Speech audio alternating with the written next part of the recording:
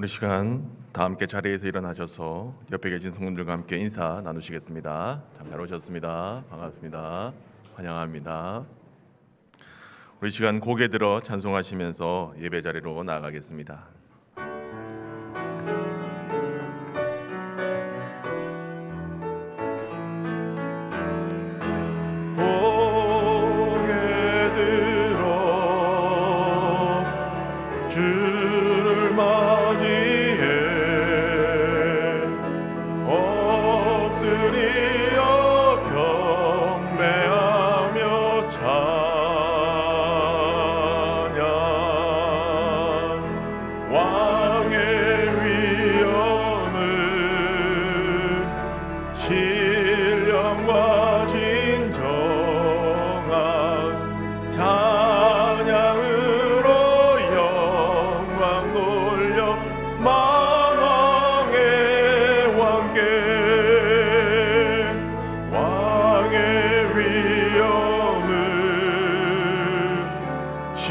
신령과 진정한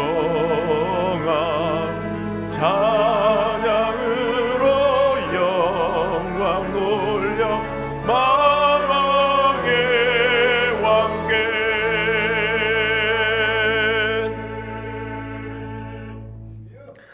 하나님이여, 민족들이 주를 찬송하게 하시며 모든 민족으로 주를 찬송하게 하소서. 하나님이 우리에게 복을 주시리니 땅의 모든 끝이 하나님을 경외하리로다. 아멘.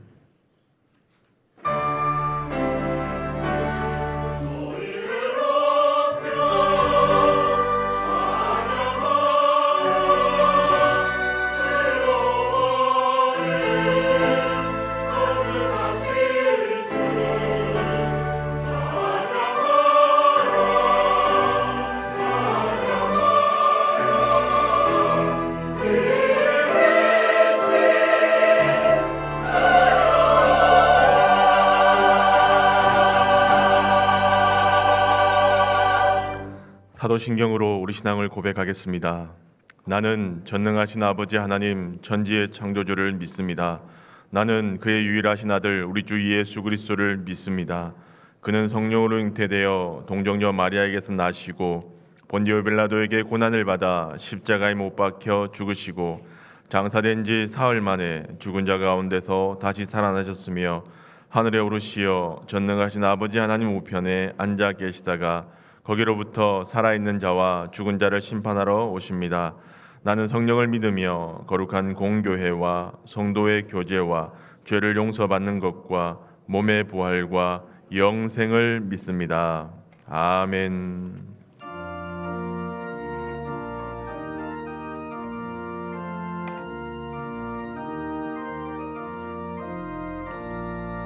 천성을 향해 가는 성도들아, 앞길의 장애를 두려 말아라. 성령이 너를 인도하시리니 왜 지체를 하고 있느냐. 앞으로 성령을 향해 나가세. 천성문만 바라고 나가세.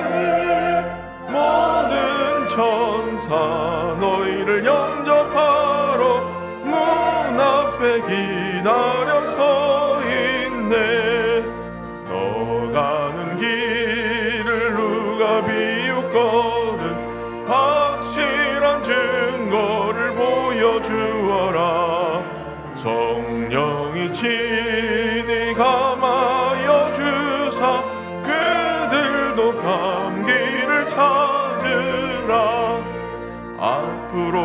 앞으로 천성을 향해 나가세. 천성문만 바라고 나가세. 모든 천사 너희를 영접하러 문 앞에 기다려 서 있네. 너 가는 길을 모두 가기 전에 내 손에 든 검을 꽂지 말아라. 저 마귀 흉에 모두 깨뜨리고 끝까지 잘 싸워 이겨라. 앞으로 천성을 향해 나가세. 천성문만 바라고 나가세. 모든 천사 너희를 영접하러 주 앞에 기다려서 있네. 다 같이 자리에 앉으셔서 겸손한 마음으로 참회 기도를 드리겠습니다. 긍휼이 풍성하신 하나님 아버지, 이 시간 우리의 죄를 겸손히 주님 앞에 회개하며 나아갑니다. 지난 한 주간 하나님 중심의 삶을 살지 못했음을 고백합니다. 내 인생의 주인이 나인 것처럼 생각하고 내 삶의 결정과 선택을 언제나 주님께 묻지 않고 살았습니다. 나 스스로를 높이며 하나님은 그저 나를 도와주시는 분 정도로 생각하며 살아왔음을 고백합니다. 하나님, 이런 저희를 긍휼히 여겨 주시옵시고 하나님 중심의 삶을 살지 못했던 저희를 용서하여 주시옵소서. 이제 주님과 나만이 하는 일을 생각하며 참회 기도를 계속해서 드리겠습니다.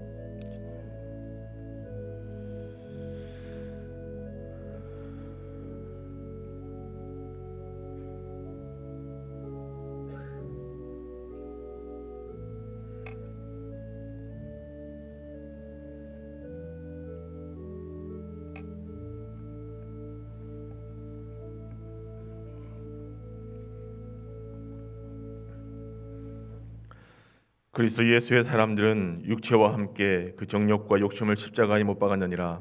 그러므로 우리 주 예수 그리스도 안에 있는 자에게는 결코 정죄함이 없느니라.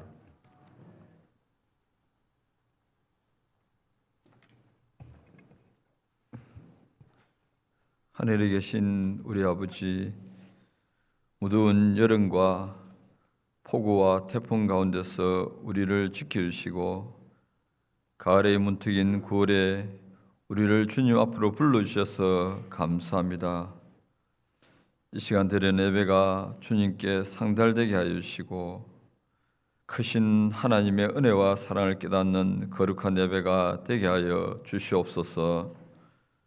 하나님, 다양한 환경과 다양한 조건에서 많은 실수를 범하는 우리를 사생아처럼 버려두지 않으시고 눈동자같이 지켜주신 하나님의 은혜에 감사합니다.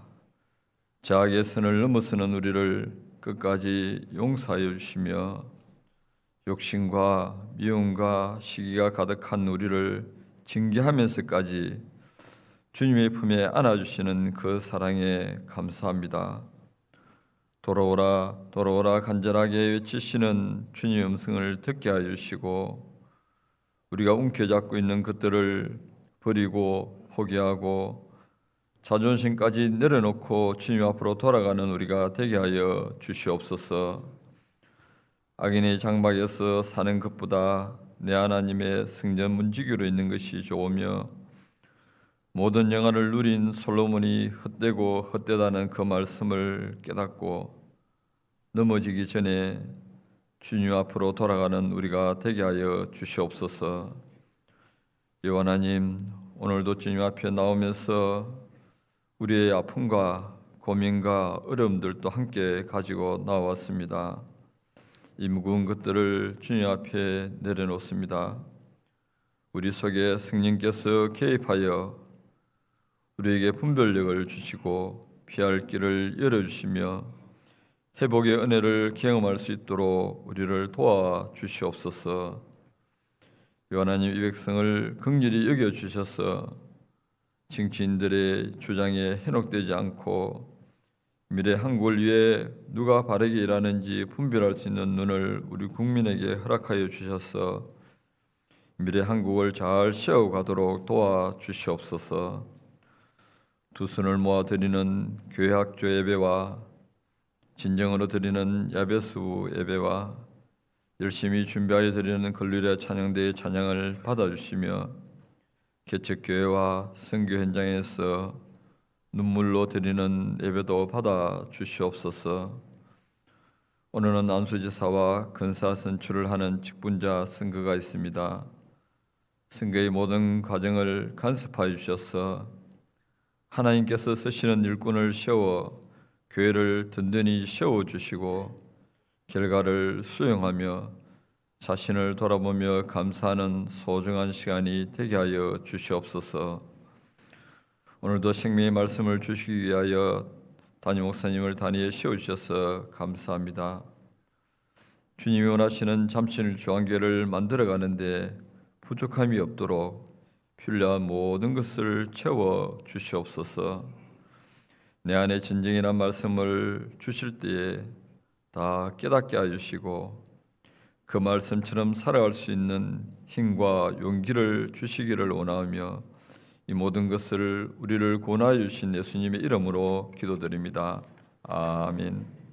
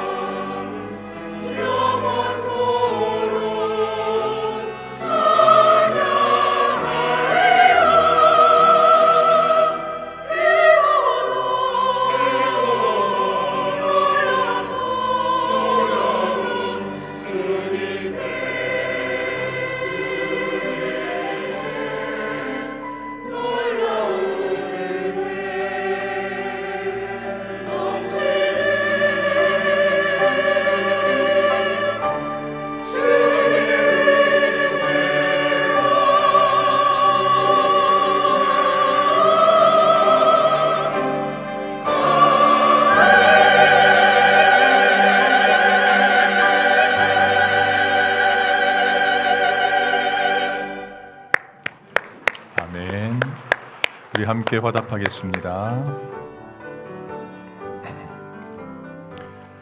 모든 영광을 하나님께, 모든 영광을 하나님께,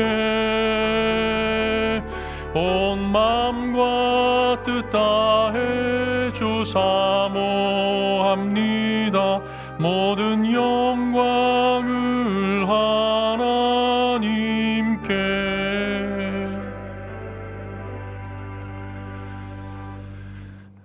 하나님 말씀은 갈라디아서 5장 16절에서 24절까지입니다. 함께 읽겠습니다. 내가 이르노니 너희는 성령을 따라 행하라. 그리하면 육체의 욕심을 이루지 아니하리라. 육체의 소욕은 성령을 거스르고 성령은 육체를 거스르나니 이 둘이 서로 대적하므로 너희가 원하는 것을 하지 못하게 하려 함이니라. 너희가 만일 성령의 인도하시는 바가 되면 율법 아래에 있지 아니하리라. 육체의 일은 분명하니 곧 음행과 더러운 것과 호색과 우상 숭배와 주술과 원수 맺는 것과 분쟁과 시기와 분냄과 당 짓는 것과 분열함과 이단과 투기와 술 취함과 방탕함과 또 그와 같은 것들이라. 전에 너희에게 경계한 것 같이 경계하노니 이런 일을 하는 자들은 하나님의 나라를 유업으로 받지 못할 것이요 오직 성령의 열매는 이 사랑과 희락과 화평과 오래 참음과 자비와 양선과 충성과 온유와 절제니 이 같은 것을 금지할 법이 없느니라. 그리스도 예수의 사람들은 육체와 함께 그 정욕과 탐심을 십자가에 못 박았느니라. 아멘.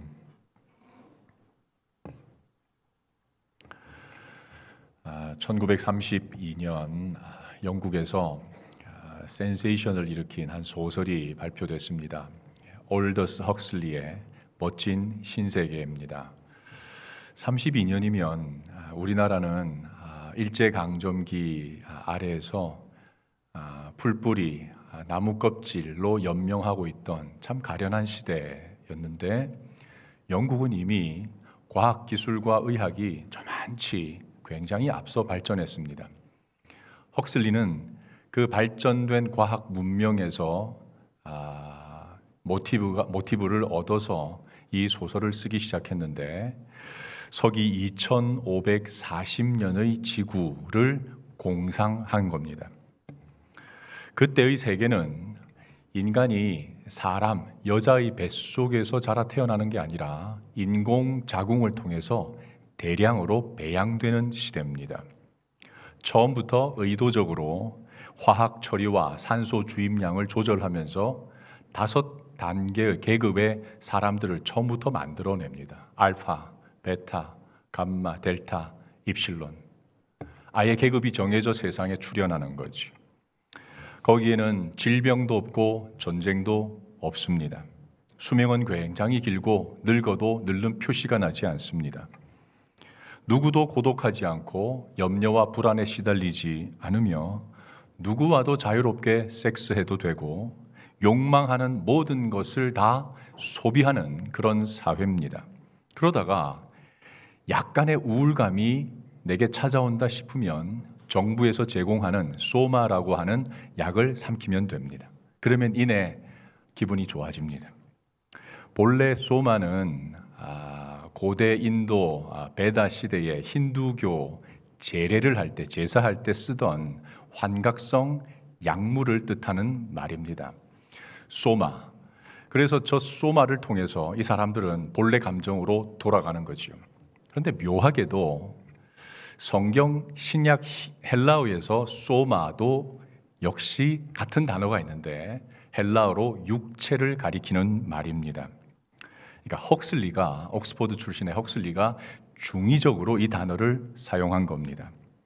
인간이 과학기술과 의학을 통해서 유토피아를 꿈꾸기는 하는데 결국 아무리 발전하고 또 발전해도 결국 육체의 욕망만을 추구하며 살 뿐이라는 것, 그게 인간의 본질이라는 것을 정확히 꿰뚫고 그것을 비판했던 겁니다.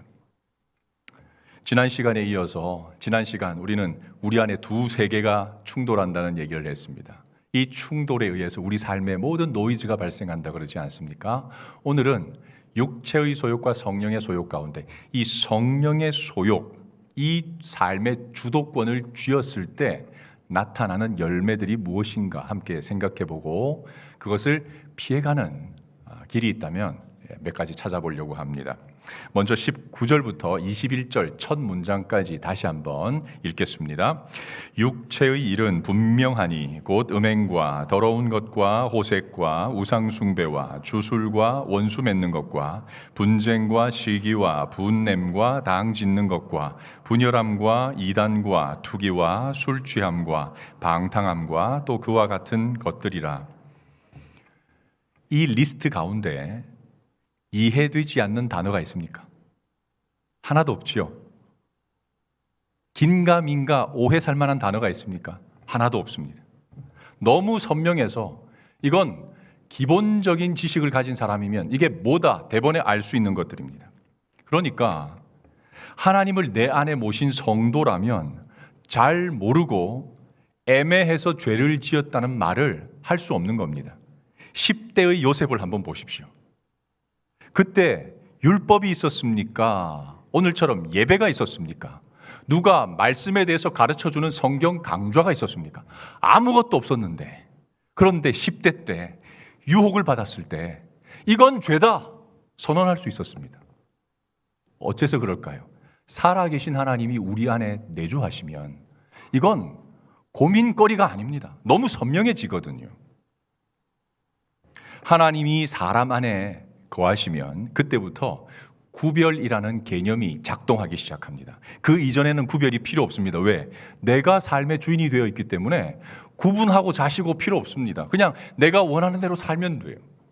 그러나 내 안에 새로운 주인이신 하나님이 자리 잡으면 그때부터 두 세계가 공존하고 이 두 세계는 각각의 특징이 있기 때문에 차이점이 드러날 수밖에 없는 겁니다. 내 안에 있는 이 한쪽 편, 육체의 소욕, 이 소욕은 특징을 갖고 있는데 크게 두 가지 특징을 가지고 있습니다. 하나는 회피 본능입니다. 굉장히 강력한 힘입니다.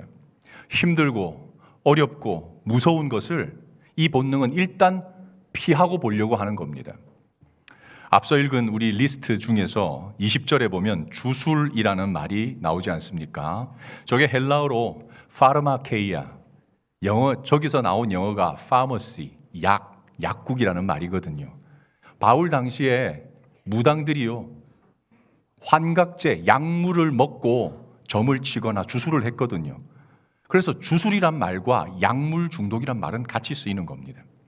오늘날 정말 많은 사람들이 약물, 알코올에 중독이 되고 조금만 삶의 어려움이 찾아와도 점집을 가서 무당과 상대하는 그 일들이 왜 일어날까요? 제가 얼마 전에 칼럼을 썼습니다만 우리나라 공식적으로 2022년 통계로 22% 내지 23%의 크리스천들이 점집을 찾습니다. 현실이에요. 왜 그럴까요? 그 밑바닥을 들어가서 정확하게 그 마음을 읽으면 그 속에 두려움이 있는 겁니다. 힘든 겁니다. 불안한 거예요. 그 불안을 술로 재우든 약물에 중독이 되든 점집을 찾아가든 이런 식으로 풀려는 그 회피 욕망이 우리 육체의 소욕이 갖고 있는 첫 번째 특징입니다. 아주 강력합니다. 우리 에고의 회피 본능이 우리 주도권을 잡았다는 표시가 그렇게 드러나는 겁니다. 육체의 소욕이 가지고 있는 두 번째 특징은 충족 본능입니다. 나의 에고가 원하는 대로 채워지지 않으면 도무지 만족을 못하는 거죠. 아까 읽었던 그 리스트에서 음행, 호색, 원수 맺는 것, 분노, 시기, 당 짓는 것, 이런 것들은 다 내 욕망을 채우려는 의도에서 나타난 겁니다. 그렇지 않습니까? 전부 내가 원하는 대로 해야만 될 일들이에요. 그게 채워지지 않으면 멈추지 않습니다. 사무엘하 7장 보면 다윗이 옥상에서 거닐다가 한가하게 저기 멀리 한 여염집에서 안악이 목욕하는 것을 보고 성욕이 발동했습니다. 제가 지난주에 말씀드린 대로 우리 안에는 두 소욕이 공존하기 때문에 누구나 가질 수 있는 자연스러운 감정입니다. 거기까지는 괜찮아요. 괜찮습니다. 문제는 그 다음입니다. 육체는 뭘 가지고 있다고 그랬죠? 두 번째, 충족 욕구를 갖고 있다고 그랬지 않습니까? 이 충족 본능이 주도권을 딱 쥐면 그때부터 옳고 그름의 기준이 희미해지기 시작해요. 이러다가 한 걸음 더 나아가면 옳고 그름에 대한 기준이 희미해지는 것을 넘어서서 그 기준을 뒤집어 버립니다. 내가 원하는 것을 얻어야 되니까. 19절에 보면 음행 다음에 나타나는 것이 더러운 것입니다. 더러운 것을 언급하고 있죠. 이게 헬라어로 카사르시아입니다. 연상되는 단어 없습니까? 카사르시스. 앞에 부정 접두어인 아가 붙어 있습니다. 본래 카타르시스가 뭡니까? 눈물이나 건전한 표출을 통해서 내 마음이 깨끗하게 정화되는 것, 새롭게 되는 것. 이게 카타르시스거든요. 그런데 그 앞에 부정 접두어 아가 붙으면 깨끗하지 않은 해소가 되는 겁니다. 정당하지 않은 해소. 나쁜 방식의 해소가 되는 겁니다. 다윗이요, 그 여자가 목욕하는 것을 보고 음욕이 발동하는 것까지는 괜찮습니다. 누구나 그럴 수 있잖아요. 여러분 안 그래요? 저만 그런가요? 누구나 그럴 수 있거든요. 거기서 멈춰도 되는데 부하를 보내서 그 여자가 누군지 알아봅니다. 알아봤는데 유부녀예요. 그러면 포기해야 되잖아요. 근데 알아보니까 자기의 충직한 부하 우리아의 아내래네요. 그러면 거기서 정말 포기해야 되잖아요. 그런데 마침 그가 전쟁터에 나갔대네요. 기준이 다 무너져 버리는 겁니다. 옳고 그름이 완전히 뒤집어. 이게 충족 본능이 갖고 있는 굉장히 큰 힘입니다. 왜 내로남불이 일어나는지 아십니까? 바로 이것 때문에 그래요. 그게 바로 더러운 것입니다. 다윗은 이미 왕으로서 여러 아내가 있었지 않습니까? 후궁도 있었거든요. 그러면 건전하고 깨끗한 방법으로 얼마든지 해소할 수 있단 말입니다. 근데 그 길을 놔두고 굳이 모든 기준을 깨버린 더러운 해소를 선택하는 것. 이게 바로 충족 본능이 갖고 있는 무서운 힘입니다. 내 안의 에고가 이 충족 본능에게 주도권을 내주고 나면 이런 현상이 나타나는 거예요. 모든 질서가 다 무너집니다. 자, 이렇게 될 때 우리 잃는 것이 굉장히 많습니다. 잠깐의 쾌락을 얻고 그 잃는 것이 얼마나 큰지 모릅니다. 여러분, 경제학에서 가장 기본적인 개념 가운데 하나가 이 기회비용 아닙니까? 아세요? 기회비용? A와 B 두 가지 가운데 선택을 해야 되는데 A를 선택했을 때 이 포기해야 되는 B의 가치를 기회비용이라고 그럽니다. 제가 쉽게 예를 한번 들어볼게요. 우리나라에 초인류 기업의 회장들이 있습니다. 삼성의 이재용 회장, SK 최태원 회장, LG의 구광모 회장 등이 있지 않습니까? 제가 이분들 잘 모르지만 예를 들어서 이분들이 정말 탑 클래스 셰프의 버금갈 만큼 요리를 정말 잘한다고 칩시다. 다 정말 잘해서 좋은데 이분들이 시간을 내서 장을 보고 요리를 하루 세끼 삼시세끼 요리를 하는 것이 맞습니까? 맞아요? 전혀 아닙니다. 요리할 그 시간에 상대적으로 포기하는 기업의 미래 신사업 구상하는 것, 혹은 지금 진행되고 있는 비즈니스를 진행시키는 것, 더 빨리. 이런 것이 가진 가치가 훨씬 크거든요. 이걸 선택하면서 이게 상대적으로 잃어버리는 거 아닙니까? 기회비용이 너무 크단 말입니다. 요리를 선택하면 그때 놓치는 기업의 손해와 국가적 손해는 말할 수 없이 큽니다. 요리의 값과 비교했을 때. 오늘 본문 24절 한번 읽어보겠습니다. 24절. 그리스도 예수의 사람들은 육체와 함께 그 정욕과 탐심을 십자가에 못 박았느니라. 정욕과 탐심이라고 하는 이 육체의 소욕을 특징 짓는 두 가지, 이것은 우리가 예수를 믿어 십자가를 통과할 때 이제 더 이상 큰 가치를 갖지 않습니다. 본질은 다 사라지고 이제는 그 흔적이 남아서 우리를 괴롭히는 것뿐이거든요. 큰 힘이 없다고요. 결정적인 힘이. 그런데 잠깐의 위로, 잠깐의 쾌락, 조금의 이익, 복수의 통쾌함, 분노의 시원함, 술과 약물이 주는 그 잠깐의 회피, 그걸 선택하겠다고요. 이 얼마나 어리석은 일입니까? 이걸 선택하면서 상대적으로 놓치는 게 뭔지 아세요? 오늘 21절 말씀 같이 한번 읽어보시겠습니다. 21절, 이런 일을 하는 자들은 하나님의 나라를 유업으로 받지 못할 것이요. 오늘날 기독교에 목사들부터 시작해서 많은 성도들이 너무 큰 기회비용을 치르고 있습니다. 쓸데없는 거 선택하면서 정말 가치 있는 것을 왕창 잃어버리고 있단 말입니다. 이것보다 어리석은 일이 정말 없습니다. 그래서 바울은 오늘 본문 앞부분인 갈라디아서 3장 3절에서 정말 애통한 마음으로 호통을 치는데 같이 한번 읽어보겠습니다. 너희가 이같이 어리석으냐? 성령으로 시작하였다가 이제는 육체로 마치겠느냐? 예수 믿어서 그 감격과 하늘의 백성이 되었다는 그 영광과 위엄, 그것으로도 얼마든지 살 수 있는데 그 귀한 가치를 성령과 시작했는데 결국 값어치 없는 것들에 마음 다 뺏겨버리고 그렇게 사는 사람들이 예나 지금이나 많습니다. 자, 그러면 이 육체의 소욕에게 어떻게 하면 이 주도권을 뺏기지 않을 수 있을까? 오늘 제가 세 가지로 요약을 하겠습니다. 우리 잘 아는 단어 있잖아요. act, ACT, 행동한다는 말이잖아요. 이거 한번 해보자는 말입니다. 제가 세 가지로 줄여서 말씀드리겠습니다. 첫 번째, ask입니다. 무슨 일이든 어느 때 어떤 상황이든 일단 내 안에 노이즈가 일어났을 때 먼저 물으십시오. 사무엘상 24장과 26장에 보면 다윗이 사울로부터 추격을 당해서 도망 다니고 있을 때 사울을 죽일 기회가 두 번이 있었지 않습니까?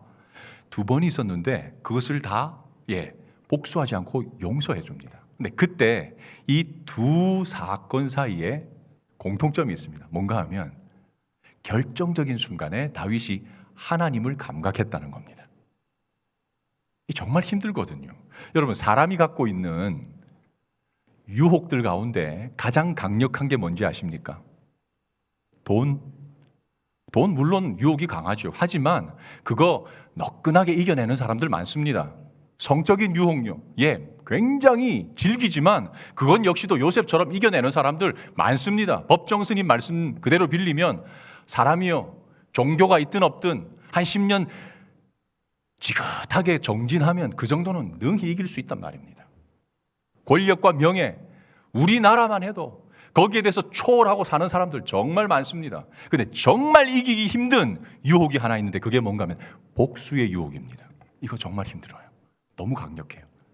더구나 내가 무고하게 억울한 일을 누군가로부터 모함을 받아 억울한 상태가 되었다. 이거 못 감당합니다, 사람이.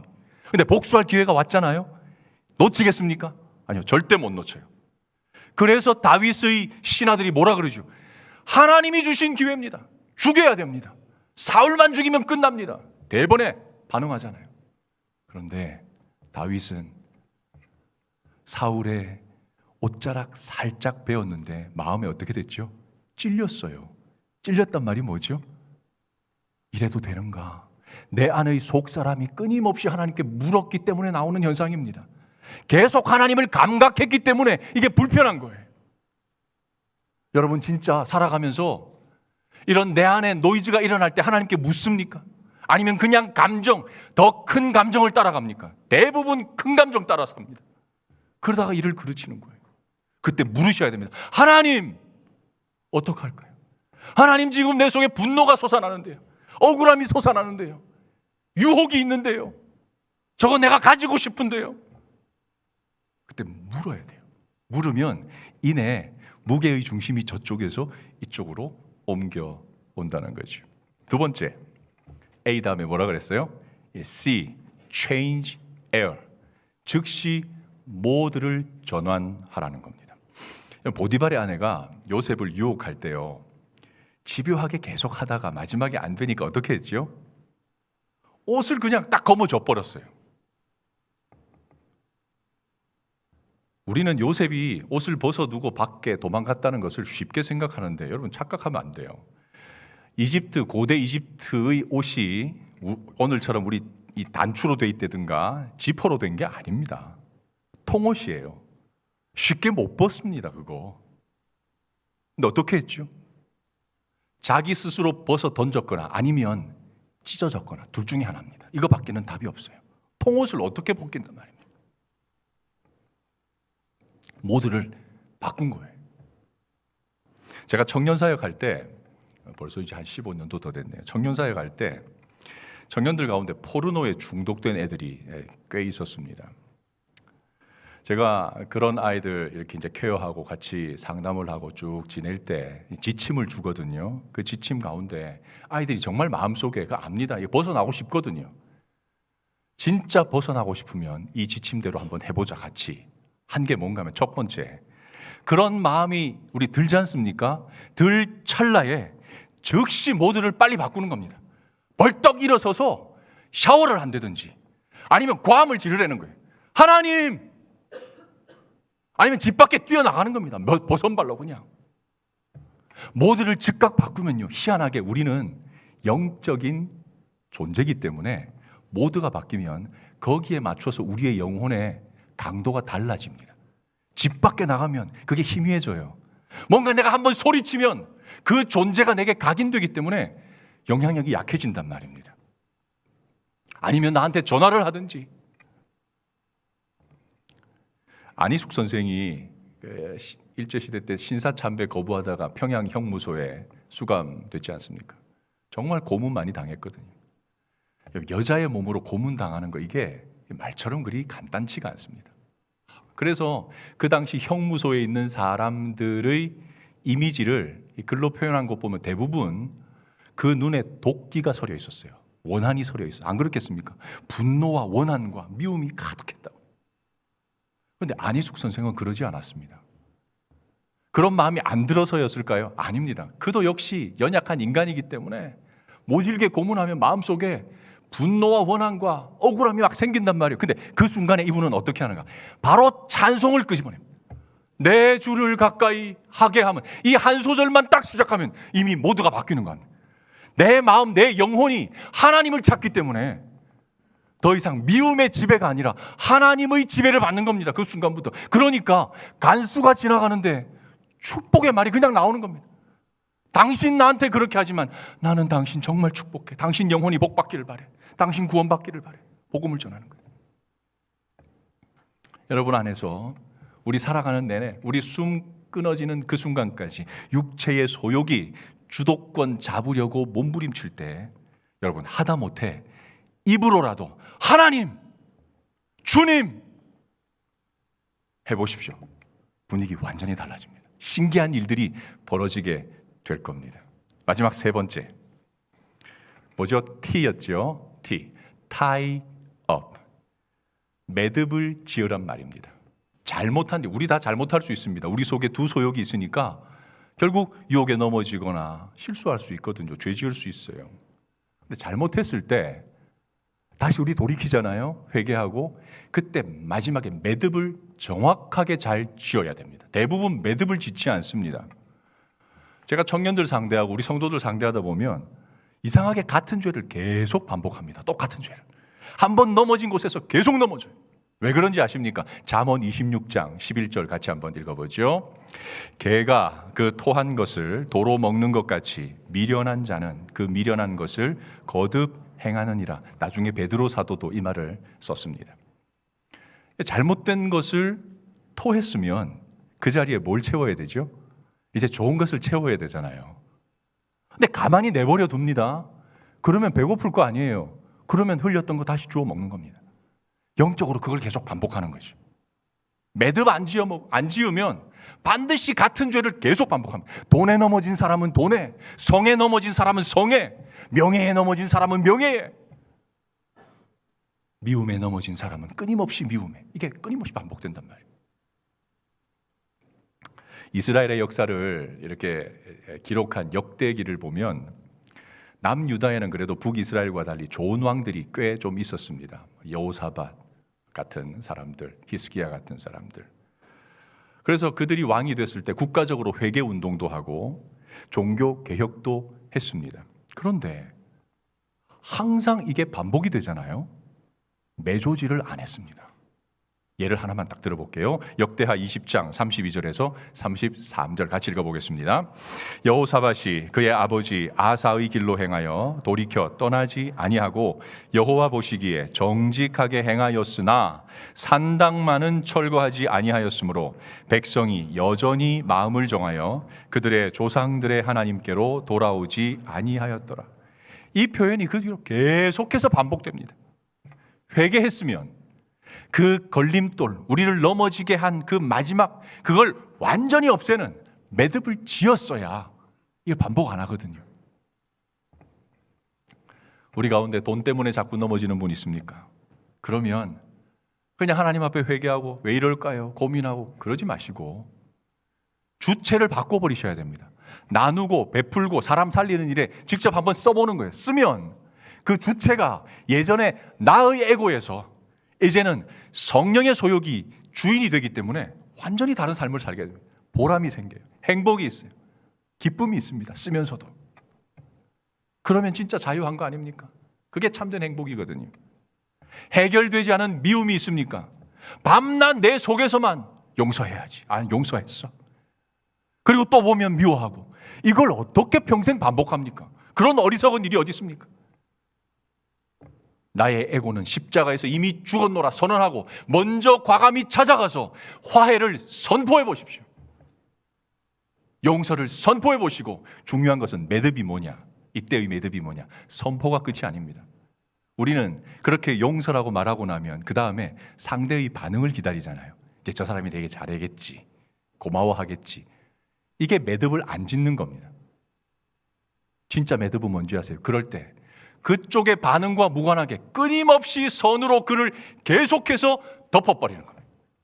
이게 바로 매듭 짓는 겁니다. 그러면 내가 이기는 거예요. 결국 성령의 소욕과 육체의 소욕, 이 전쟁은 맨 마지막 결국 매듭을 누가 잘 짓는가, 이 사람이 승리하게 돼 있다는 것을 기억하십시오. 그런 사람이 이 땅에서 비록 우리 삶에 노이즈가 많이 끼지만 어찌 행복하지 않겠습니까? 정말 행복하거든요. 비록 좀 가진 거 없어도, 모자라도, 억울해도 그 행복 붙들고 회복하고 살아가는 저와 여러분 되시기를 주님의 이름으로 축원합니다. 말씀을 기억하면서 다 같이 일어나셔서 마지막 찬양 드리겠습니다.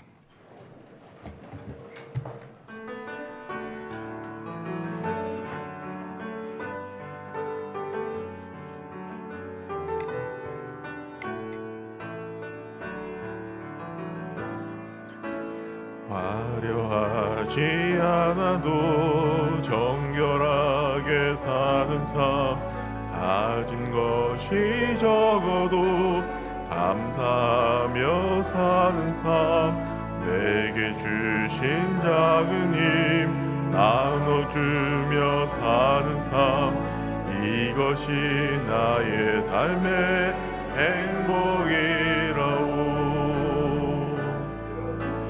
눈물 날 일 많지만 기도할 수 있는 것, 억울한 일 많으나 주를 위해 참는 것, 비록 짧은 작은 삶 주 뜻대로 사는 것, 이것이 나의 삶의 행복이라오. 이것이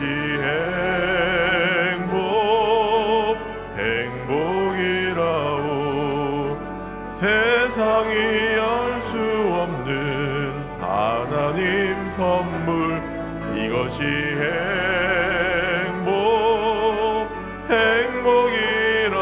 행복이라오. 하나님의 자녀로 살아가는 것, 이것이 행복이라오. 눈물 날 일 많지만 기도할 수 있는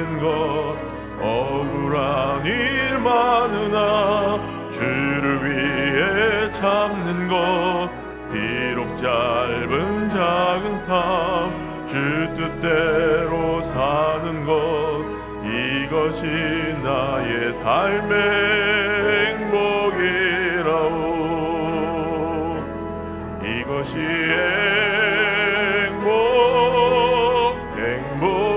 행복이라오 세상은 알 수 없는 하나님 선물 이것이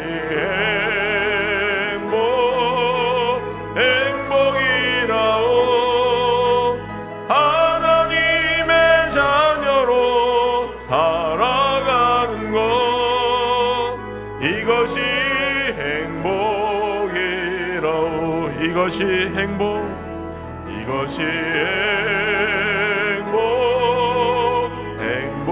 행복이라오 세상은 알 수 없는 하나님 선물 이것이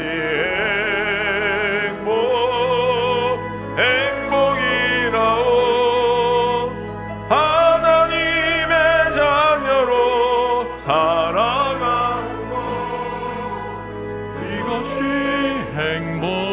행복이라오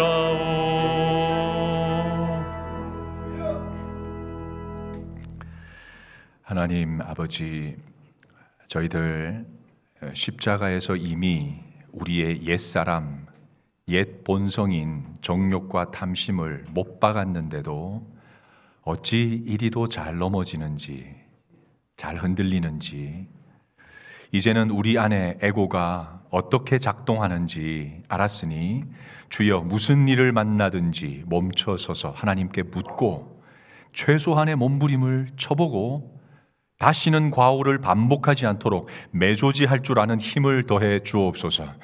우리 안에 계신 성령을 근심하게 하는 모든 얼매인 죄들과 염려들로부터 자유를 주시고 그리할 때 좀 덜 가져도 좀 덜 건강해도 일이 내 원대로 되지 않아도 행복하다 노래하며 사는 저희들 되게 하여 주옵소서.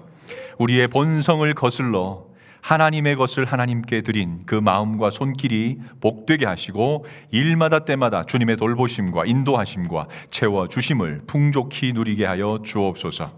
시련과 고난과 여러 모양의 아픔을 겪고 있는 우리 성도들 주님 자비를 베풀어 주시고 다시 회복되어 귀하게 쓰임받는 인생 2막을 허락해 주옵소서. 주 예수 그리스도의 은혜와 하나님의 사랑과 성령의 동행하심이 잠중의 모든 성도들과 항상 함께 있을지어다. 아멘.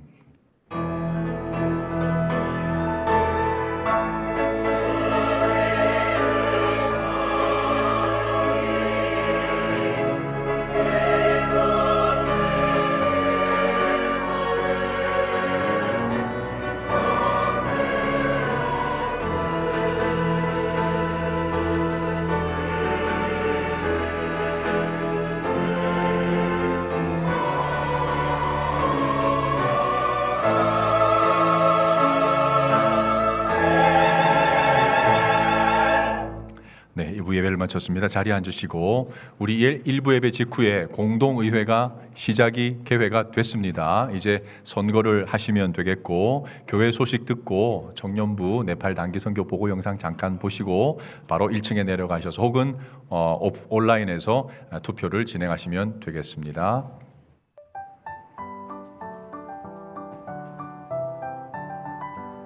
(2023년 9월 3일) 잠실중앙교회 소식입니다. 복된 주님의 날에 잠실중앙교회에 나오신 분들을 주님의 이름으로 환영합니다. 등록을 원하시는 성도님들께서는 예배 후 1층 안내데스크로 오시면 도와드리도록 하겠습니다.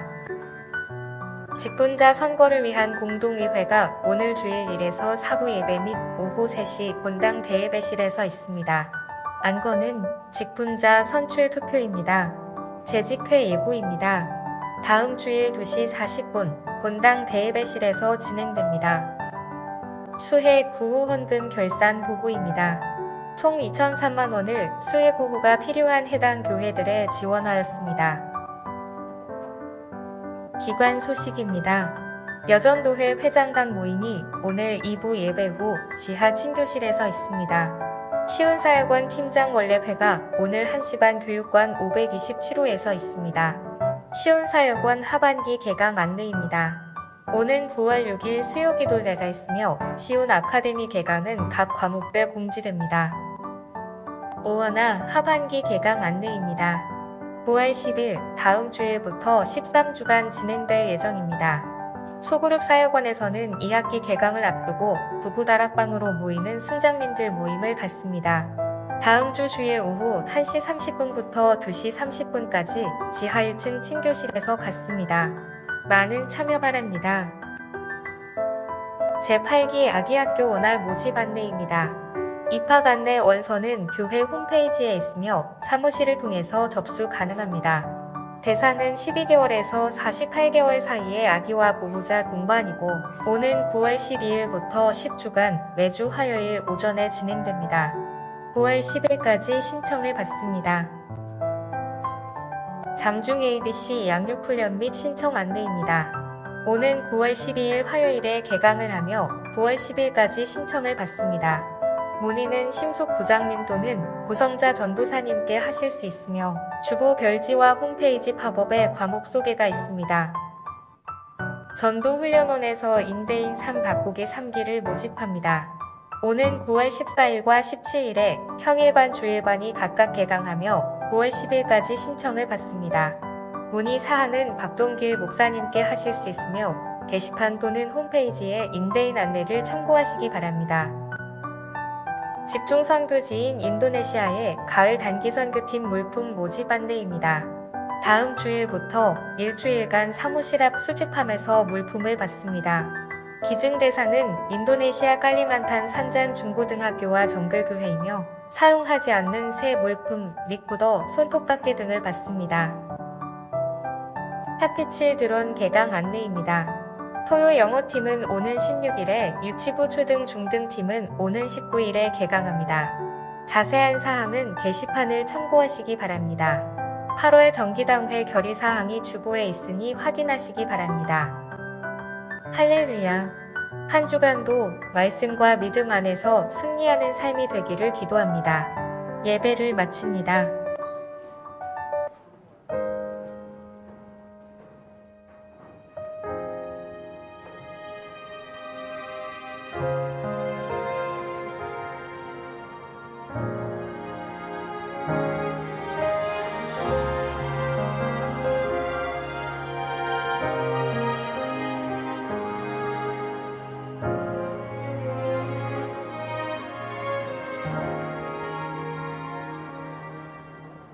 어둠을 찢으신 한 줄기 빛이 우리에게 임했네. 그 아름다움이 영원한 나라에 우릴 초대하네. 그 아름다움에 우리 살아가네. 이미 완성하고 이루신 당신의 영광, 하나님 나라 우리 모두 함께 이뤄낼 주의 나라.